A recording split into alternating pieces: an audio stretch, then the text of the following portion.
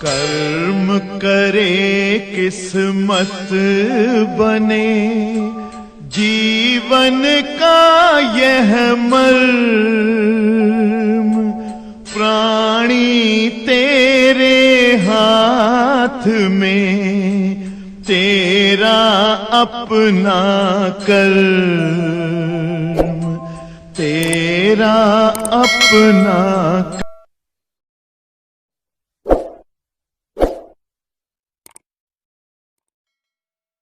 प्यारे बच्चों, एक चैप्टर आपको समझाने जा रहा हूं, थोड़ा ध्यान से सुनिएगा, ध्यान से समझिएगा। हमारे बीच सुचित्रा जी भी आई हुई है, ध्यान से सुनिएगा।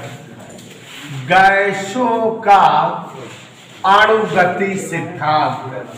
सबसे पहली बात तो ये जान लीजिए प्यारे साथियों, ये हमारा जो चैप्टर है गैसों का अणुगति सिद्धांत, ये चैप्टर उष्मा का चैप्टर नहीं है, लेकिन जबरदस्ती साइंटिस्टों ने इसे उष्मा का चैप्टर बना दिया है और उष्मा का अंतिम चैप्टर बना दिया है। ठीक है, तो इसी के खत्म होने के उपरांत हम लोग तरंग की ओर अग्रसर होंगे, लेकिन थोड़ा सा इसको समझिए। आप लोग को बच्चों मैं बताना चाहूंगा कि दुनिया में ऐसी सभी वस्तुएं जिनमें भार होता हो, जो रहने के लिए स्थान घेरती हो, जिनका ज्ञान ज्ञानेंद्रियों द्वारा देखकर, सुनकर, चखकर, खाकर, पीकर किया जा सके, उन्हें हम द्रव्य या पदार्थ कहते हैं। छोटी कक्षाओं में आप द्रव्य या पदार्थ के बारे में आप पढ़ते हो तो ऐसे ही पढ़ते हो कि ऐसी समस्त वस्तुएं जिनमें भार होता हो, जिनका ज्ञान ज्ञानेंद्रियों द्वारा किया जा सके, जो रहने के लिए स्थान घेरती हो, वही द्रव्य या पदार्थ, सबस्टेंस या मैटर कहलाती है। All the things having wait and which occupy place for living, which are known by senses, known as substance or matter, द्रव्य या पदार्थ कहलाती हैं। फिर आपको पता है बेटा कि हम, आप, बोर्ड, मार्कर, कुर्सी, बेंच, मेज, घर, मकान, अंका, पंखा, सब के सब द्रव्य या पदार्थ हैं। तो अब जब इतने ज्यादा द्रव्य या पदार्थ हो गए तो इनके अध्ययन में कठिनाई होने लगी, क्योंकि संख्या इनकी ज्यादा हो गई, तो इनका अध्ययन करना हो, इनके बारे में बताना या बतलाना हो तो प्रॉब्लम क्रिएट होने लगी। तो आप केमिस्ट्री में पढ़े हो कि साइंटिस्टों ने द्रव्य या पदार्थ की प्रकृति, स्वभाव के आधार पर इन्हें जो है कई भागों में बांट दिया। शुरुआत में जब जो है सुचिंता वगैरह जानकार थी तो द्रव्य या पदार्थ के 3 भाग बने थे, ठोस, द्रव और तीसरा भाग था गैस। लेकिन बाद में इसमें जो है प्लाज्मा और आयनिक स्थिति 5 कंडीशन हो गई पदार्थों का, लेकिन हम लोग आज भी द्रव्य या पदार्थ को 3 ही भागों में रखकर पढ़ते हैं। और याद करिए, शॉर्टकट में ठोस किसे कहते हैं इसे आपको समझाया गया होगा कि ऐसे सभी पदार्थ जिनके अणु बहुत पास पास हो, जिनके अणुओं के बीच की अंतरा परमाणु दूरी कम हो, अणुओं के बीच का जो बल हो बहुत ज्यादा हो, जो जिनका आकार और आयतन दोनों निश्चित हो, जिन्हें जो है आसानी से तोड़ा ना जा सके, जो किसी भी दिशा में बहते ना हो, जिनमें जो है गलनांक क्वथनांक हो, वही चीज क्या कहलाते हैं? ठोस। और आगे बढ़े होंगे तो आपको द्रव के बारे में बताया गया होगा कि ऐसे समस्त पदार्थ या पदार्थ की वह अवस्था जिनमें अणु थोड़ा दूर दूर हो, अणुओं के मध्य की अंतरा परमाणु दूरी ठोस से ज्यादा हो, अणुओं के मध्य का अंतरा परमाणु बल ठोस से कम हो, जिनका आकार अनिश्चित हो, जिस बर्तन में धरे जाएं उसी का आकार ग्रहण कर ले, जो ऊपर से नीचे की ओर बहते हो, इन्हें ही हम द्रव कहे ना। जैसे तेल, दूध, जल, ये सब चीजें क्या हो? द्रव। द्रव नॉट द्रव्य, द्रव्य मतलब सब द्रव। और तीसरी चीज जो है गैस। यहाँ बच्चों चूंकि पाठ का नाम यही है पदार्थों का अनुगति सिद्धांत, तो आप समझ रहे हो गैस के बारे में हम बढ़िया जो है अच्छी अच्छी जानकारी आपको यहाँ डीपली देंगे। हमारे बीच सुषमा जी हुई है, तो सुषमा जी सबसे पहली बात है कि गैस के अणु बहुत सूक्ष्म होते हैं, मेरी छोटांका। तो गैस के अणु ध्यान से सुनिएगा सभी लोग, अणु जो है बहुत सूक्ष्म होते हैं। इधर क्लियर बेटा, याद हो गया कि नहीं? जो अणुओं के बीच की दूरी है इंटर मॉलिक्यूलर डिस्टेंस, अंतरा परमाणु दूरी, ठोस और द्रव दोनों से अधिक होती है, ज्यादा माने अधिक। R0 का मतलब अणुओं के मध्य की अंतरा परमाणु दूरी, अणुओं के बीच की गैपिंग, अंदर वाली गैपिंग। तो गैस वे होती है, गैस पदार्थ की वह अवस्था है जिसके अणु बहुत छोटे, जिनके अणुओं के मध्य की अंतरा परमाणु दूरी ठोस और द्रव दोनों से ज्यादा, और अणुओं के मध्य का अंतरा परमाणु बल ठोस और द्रव दोनों की अपेक्षा बिल्कुल कम, ठोस और द्रव दोनों की अपेक्षा बिल्कुल कम। नगड़े जो सभी दिशाओं में बहते हो, सभी दिशाओं में बहते हो, और जिनका न आकार निश्चित हो और जिनका न आयतन निश्चित हो, वही क्या है? एक बार फिर से हो जाए, एक बार फिर से हो जाए। ऐसे समस्त पदार्थ जिनके अणु छोटे हो, अणुओं के मध्य की अंतर परमाणु दूरी मेरी ज्यादा हो, अणु के मध्य का अंतर परमाणु बल ठोस और द्रव से कम नगण्य होता ही ना हो, और जो सभी दिशाओं में बहने की गुण रखते हो, और जिनमें आकार की निश्चितता ना हो, आयतन भी निश्चित ना हो, वही गैस है। और भी कुछ बातें बताई गई कि गैस के निश्चित द्रव्यमान का आयतन उस पर आरोपित दाब के व्युत्क्रम अनुपाती होता है, माने गैसे बायल के नियम का पालन करती है। शॉर्टकट में नहीं मानोगे, गैसे बायल के नियम का पालन करती है, और गैसों के निश्चित द्रव्यमान का आयतन उसके परम ताप के समानुपाती होता है, जैसे चार्ल्स के नियम का पालन करती है। शॉर्टकट में ऐसे बोल देंगे ना, और गैसों पर आरोपित दाब परम ताप के समानुपाती होता है, माने गैसें दाब के नियम का पालन करती हैं। गैसों में वर्गमाध्य मूल वेग होता है। क्या होता है?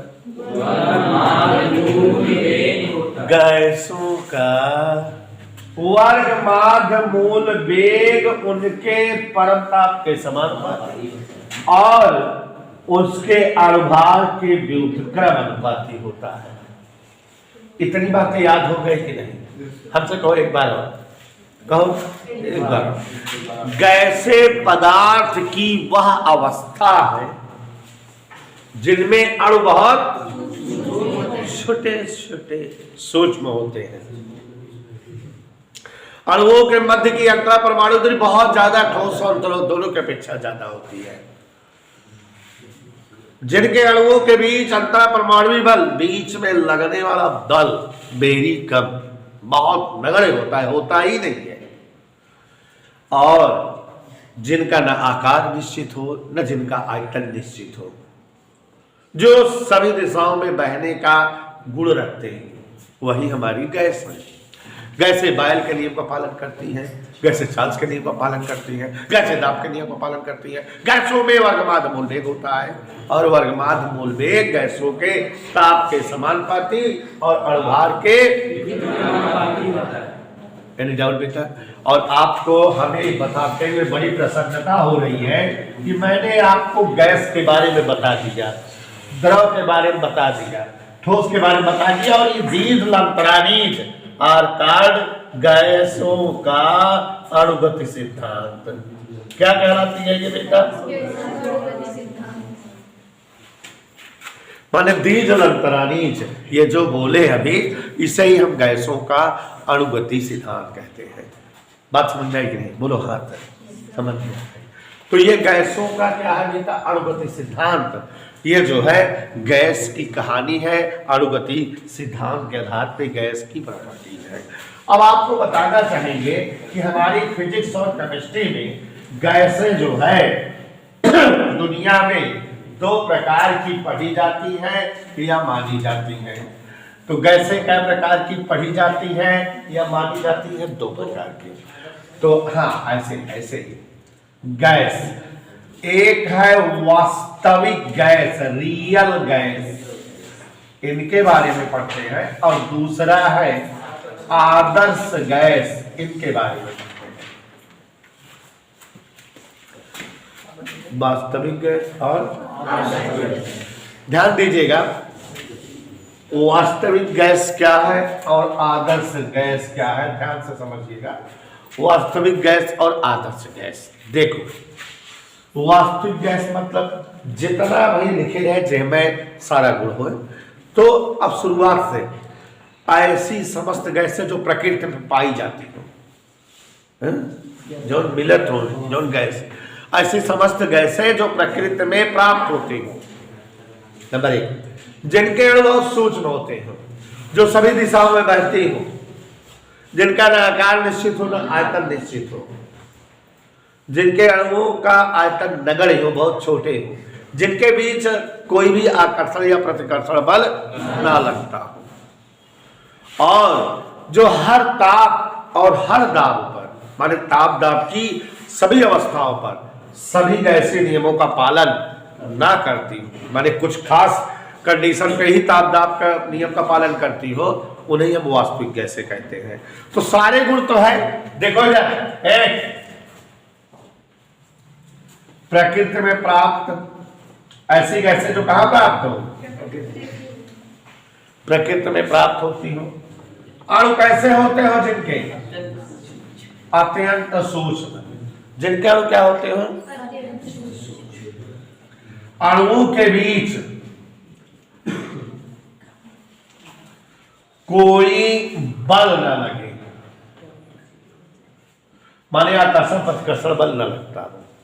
बाकी कंडीशन वही, मतलब अंतरा परमाणु दूरी ज्यादा हो और आकार आयतन दोनों क्या हो,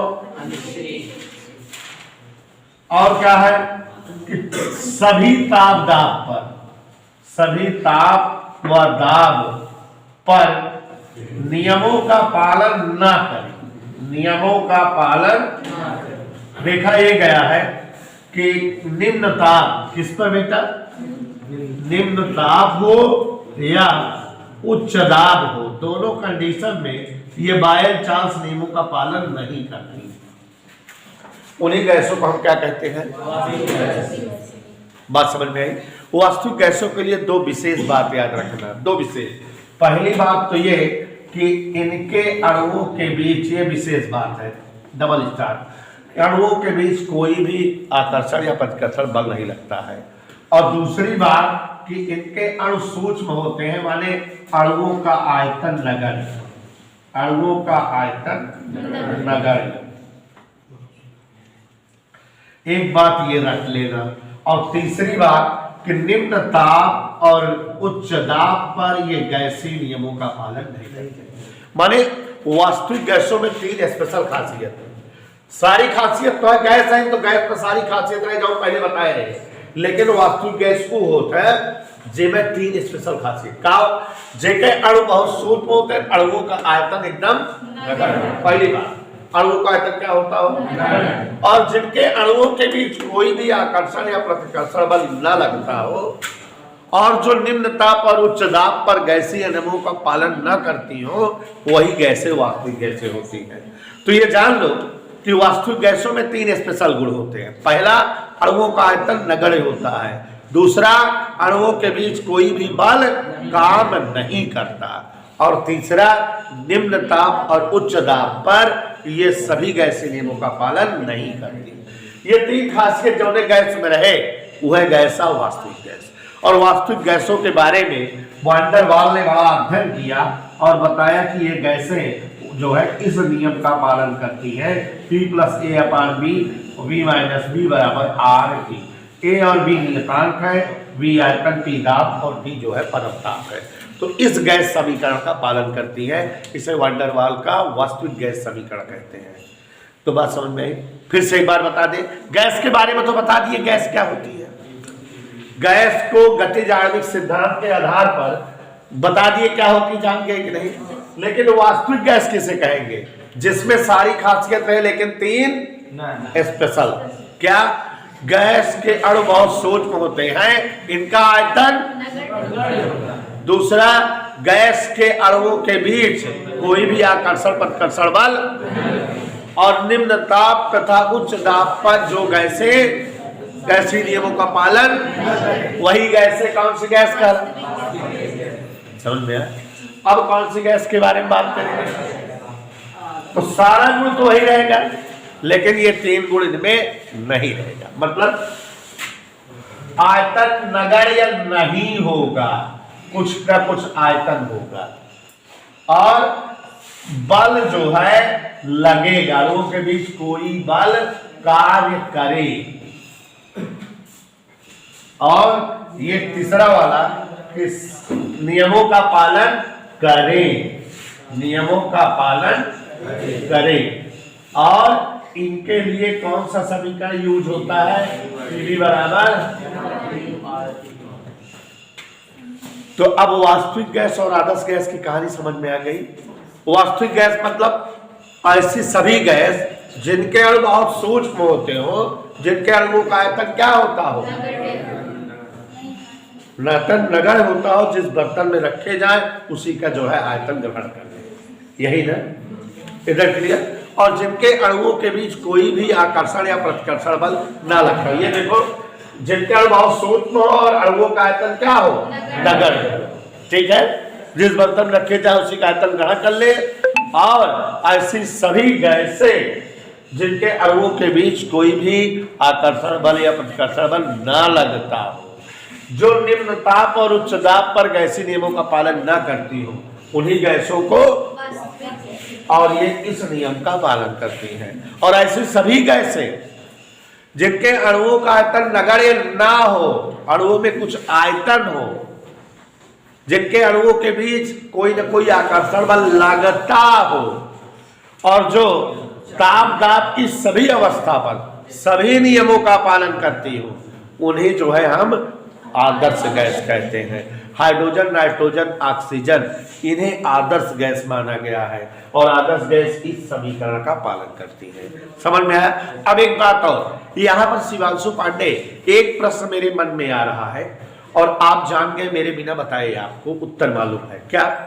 अगर कहे वास्तविक और आदर्श गैसों में अंतर बताओ, तो कई अंतर बता सकोगे आप? 3। पहला कि आदर्श गैस के अणुओं का आयतन नगण्य नहीं होता, और वास्तविक गैस के अणुओं का आयतन नगण्य होता है। आदर्श गैस के अणुओं के बीच कोई न कोई आकर्षण बल कार्य करता है, वास्तविक गैसों के बीच कोई भी आकर्षण बल कार्य नहीं करता है। वास्तविक गैसें निम्न ताप और उच्च दाब पर गैसीय नियमों को नहीं फॉलो करती। आदर्श गैस सभी ताप और सभी दाब पर, ताप दाब की सभी अवस्थाओं पर सारे नियमों का, बात समझ में आई बेटा? इज दैट क्लियर है? दो हाथ। तो ये इतना बच्चों समझ में सबको आ गया, कहीं कोई असुविधा नहीं हुई। तो मिटा दें ये सब चीजें। तो वास्तविक गैस और आदर्श गैस में पांडे शिवांशु अंतर समझ में आ गया। अब पांडे शिवांशु यहाँ आगे ध्यान दो। देखो बेटा सभी लोग, यद्यपि पीछे कहीं किसी लेसन में हमने गैसीय नियमों को पढ़ाया है, लेकिन यहां भी मैं गैसीय नियमों को बता रहा हूं। ठीक है, ध्यान। बायल का नियम, साइंटिस्ट बायल ने जो नियम दिया गैसों के संदर्भ में, वो यहां पर हम बता रहे हैं, पीछे भी किसी पाठ में पढ़ाए थे। ध्यान दो, किसी गैस के निश्चित द्रव्यमान का आयतन, मिस्टर बायल ने बताया कि किसी गैस के निश्चित द्रव्यमान का आयतन अगर ताप स्थिर हो तो वो उस पर आरोपित दाब कि क्या होता है, समानुपाती होता है, व्युत्क्रमानुपाती होता है। याद रहे, नहीं तो चल मन रहे तो सुनत रहा। तो यहां ध्यान से देखो जरा, स्थिर ताप पर ध्यान दो, स्थिर गैसों के निश्चित द्रव्यमान का आयतन उस पर आरोपित दाब के व्युत्क्रमानुपाती। ज्यादा दाब लगाओ तो आयतन सिकुड़ के कम हो जाए, और कम दाब लगाओ तो आयतन ज्यादा। स्थिर ताप पर गैसों के निश्चित द्रव्यमान का आयतन उस पर आरोपित दाब के व्युत्क्रमानुपाती होता है। V proportional 1/P। दाब बढ़ाने पर आयतन घटता है, दाब कम करने पर आयतन। वी समानुपाती 1/P माने V बराबर K/T। इच्छा हुआ कह दे PV बराबर K। कुछ लोग इसको भी बायल का नियम कहते हैं। कैसे बोलेंगे हमसे पूछो। स्थिर ताप पर गैसों के निश्चित द्रव्यमान का आयतन और उस पर आरोपित दाब का गुणनफल कांस्टेंट होता है। इधर क्लियर, PV बराबर K। समझ आया बेटा। और अगर दाब P1 पर आयतन V1 और दाब P2 पर आयतन V2 हो तो P1 V1 बराबर P2। ये किसका सूत्र है बोलो, बायल के। उसके बाद बच्चों एक नियम बताए हैं, चार्ल्स का नियम। अब की बार दाब स्थिर किया जाता है तो स्थिर दाब पर गैसों के निश्चित द्रव्यमान का आयतन उस पर आरोपित दाब के समानुपाती, अपरम दाब के समानुपाती। ऐसा कब, जब जो है दाब तो V प्रोपोर्शनल T, तो V बराबर KT माने B/T बराबर K। इसको भी चार्ल्स का नियम बोलते हैं कि स्थिर दाब पर गैसों के निश्चित द्रव्यमान का आयतन और उस पर आरोपित परम ताप का अनुपात कांस्टेंट होता है, नियत होता है। V/T बराबर K होता है। इधर क्लियर। और अगर V1 आयतन ताप T1 पर हो, V2 आयतन ताप T2 पर हो तो V1/T1 बराबर V2/T2। नहीं समझ में आया? बोल दो, बोल दो। तो ये आप दोनों लोग समझ गए बायल का नियम क्या है। और मैंने पढ़ा दिया बायल का नियम है, मैंने पढ़ा दिया चार्ल्स का नियम। अच्छा, ये एक समीकरण हो गया और ये दूसरा। गौर फरमाइएगा, V समानुपाती 1/P, V समानुपाती T, दोनों इकट्ठा कर दिया। अरे बोली माई, दोनों इकट्ठा कर दो। V समानुपाती T है और व्युत्क्रमानुपाती P है, तो V समानुपाती चिन्ह हटावा जाता बराबर और R। यह देखा T/T, तिरछा गुणा करेगा PV बराबर। ये जो है किसी भी गैस के लिए, आदर्श गैस के लिए गैस समीकरण है। तो आपने PV बराबर RT आदर्श गैस का समीकरण भी पढ़ लिया कि नहीं। PV बराबर RT, तो ये आदर्श गैस का समीकरण हमारी अंजलि जी पढ़ ली है। ध्यान दीजिएगा कि PV बराबर क्या पढ़ लिया आपने। आपने देखा कि मैंने आपको गैसों का अणुगति सिद्धांत पढ़ाया, वास्तविक गैस पढ़ाया, आदर्श गैस पढ़ाया, दोनों में अंतर पढ़ा दिया, सारे नियम पढ़ा दिए। देखा ना आपने, देखा ना। तो अब यहाँ पर ऐसे आगे ही देखते रहिए। ध्यान दीजिए, अगर PV बराबर RT ये गैस समीकरण है गैस के 1 मोल के लिए, और अगर कोई गैस में म्यू मोल हो तो PV बराबर क्या सूत्र बन जाएगा, पक्का। अच्छा, तो अब यहाँ पर देखिए, अगर हम आपसे कहें कि ये R बेचारा क्या है, PV/μT। ये R बेचारा हमारा है PV/μT। हे भाई, R बराबर PV/, R माने गैस नियतांक। अब इस R का मात्रक जानेंगे हम लोग, सभी लोग ध्यान देंगे। R का मात्रक कैसे निकाला जाए, समझ आ रहा है बेटा। चलिए, P दाब का मात्रक न्यूटन प्रति मीटर स्क्वायर। पूछो हमसे, यही होता है। वी माने बलून, मीटर घाते 3, म्यू आता है मोल, अब टी केल्विन, देखा था मीटर घाते 3 से घाते 2 हट गया, न्यूटन मीटर बटे मोल केल्विन। न्यूटन मीटर के जूल कहा जाता है, जूल प्रति मोल केल्विन। इकावा गैस देता कि मात्र का ज्ञान मानत जावे कि ना है का। और आगे देखा बेइज्जती है, विभीषण सूत्र क्या, विभीषण सूत्र ऊपर दाब है, दाब का विभीषण सूत्र ml-1 t-2 आयतन का L3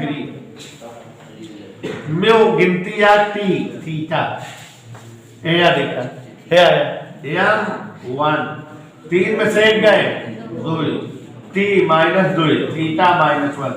ये क्या आ गया, ऐसे बात नहीं करते हैं। आपको आज एक बचपन की बात बता रहे हैं, बता दें बचपन वाली बात।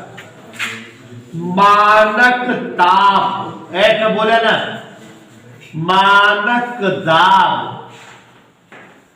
मानक आयतन। एक साइंटिस्ट थे, अंजलिक भैया थे, आवगाद्रो, उन्होंने बताया कि मानक ताप दाब पर किसी गैस के 1 मोल का आयतन 22.4 लीटर होता है। मानक ताप दाब को केमिस्ट्री में आप एसटीपी पढ़ते हो, STP NTP, standard temperature and pressure, ऐसे बोल के दिखाओ तो स्टैंडर्ड टेम्परेचर एंड प्रेशर, मानक ताप, मानक दाब और आयतन। दुनिया की कोई गैस हो, चाहे क्लोरीनिया हो चाहे ऑक्सीजन हो, दुनिया की सभी गैस का मानक ताप दाब पर 1 मोल का आयतन कितना होता है? नहीं मानोगे मेरी बात? आज से जान लो मानक ताप क्या है, आज से जान लो। मानक ताप मतलब 273 केल्विन। अगर कहीं सवाल में कहे मानक ताप तो जान ले 273 केल्विन कहता है। 273 केल्विन मतलब मानक ताप। और मानक दाब माने एक वायुमंडलीय दाब का मानक दाब कहा जाता है, जिसका मतलब 1.013 × 10⁵ न्यूटन पर मीटर स्क्वायर। अब लड़कियों ध्यान दे जब अगर हमसे कहा आर का मान बतावा, अरे मोरी माई क्या बोल देखा के मान सुस्मी आर बराबर का आए पीबी अपान पक्का पी दाब क्या है, दाब कितना होता है 1.013 × 10⁻। बन गए। फिर क्या है यार देखा 22.4 लीटर का घर मीटर बना दिए। ओके नीचे क्या है म्यू, ये आयतन कितनी गैस क्या है 1 मोल के, तो यहाँ 1 लिख दीजिए। और टी ताप कितना है, समझ आया? सबका मान रख दिए। ध्यान से देखो क्या क्या मान रखे। आर बराबर पीबी अपान म्यूटी है, तो पी का मतलब दाब, और हमने मानक दाब स्टैंडर्ड प्रेशर बता दिया कि रट्टा मार लो, केमिस्ट्री बात है। कितना होता है 1.013 × 10⁻5 न्यूटन पर मीटर स्क्वायर। और मानक ताप कितना होता है P के मान, V का मान, T का मान 1 मोल। जब when you drink and when you serve करें तो 8.31 जूल प्रति मोल केल्विन ये वैल्यू आ जाएगा। कोई डाउट? तो बच्चों यहाँ आपके सामने R 3 तरह से है। ये R का मात्रक निकाला गया है, ये R का मान निकाला गया है, और ये R का विभीषण सूत्र निकाला गया है। देखो यहाँ विभीषण सूत्र आया है, यहाँ मात्रक आया है, और यहाँ मान। और आप भी इसे निकाल सकते हो कैलकुलेट करके। इधर क्लियर बात समझ में आ रही है? तो सभी वर्ग माध्य मूल वेग, बच्चों इसमें नाम सही परिभाषा है। इधर देखो वर्ग माध्य मूल वेग, रूट मीन स्क्वायर वेलोसिटी। ऐसे देखो, रूट मीन स्क्वायर वेलोसिटी, इसकी अंग्रेजी है ये, और इसे VRMS, root mean square velocity या बार बी से व्यक्त करते हैं।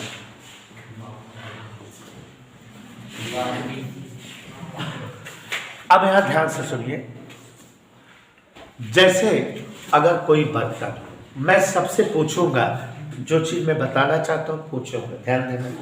कोई एक बर्तन है और उसमें मैं गैस भर दूं, तो गैस तो अणुओं वाली होती है ना, इसका मतलब उसमें बहुत सारे अणु होंगे, और सारे अणु क्या करते रहते हैं, है ना।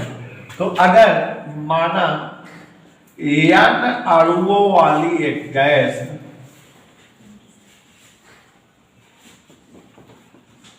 के प्रत्येक अणुओं का वेग, जो से बताओ अणुओं का वेग क्या हो सकता है। अणुओं का वेग, एक का वेग मान ले v1 हो, तो दूसरी वेग क्या हो, तीसरी का, चौथी का, पांचवें अणु का, और 91वें अणु का। कोई दिक्कत? अभी फिर से बात करो, कोई बर्तन है, उसमें क्या भरी है, कई अणुओं वाली है, सारे अणु क्या कर रहे हैं, पहले अणु का वेग, दूसरे अणु का वेग, और ऐसे सारे अणुओं के वेग v1 v2 v3 dot dot dot vn है। इधर क्लियर? अब अगर कहा जाए इस वेग का वर्ग करो, तो अणुओं के वेग का वर्ग पता लग जाएगा ना। देखो, प्रत्येक, ऐसे ध्यान दो, इधर ध्यान से, प्रत्येक अणुओं के वेग का हमने क्या करने कहा आपको, तो वेग का वर्ग क्या होगा, v1 square, v2 square, v3 square, v4 square dot dot. ये सभी अणुओं के वेग का वर्ग है। और अगर कहीं इसका औसत निकालो, माध्य, तो आप बच्चे जैसे इतने सारे लड़के हो, कहा जाए बच्चों का औसत वजन बताओ, तो सारे बच्चों का वजन जोड़कर जय बच्चे हैं उतने से भाग दे दिया जाता है।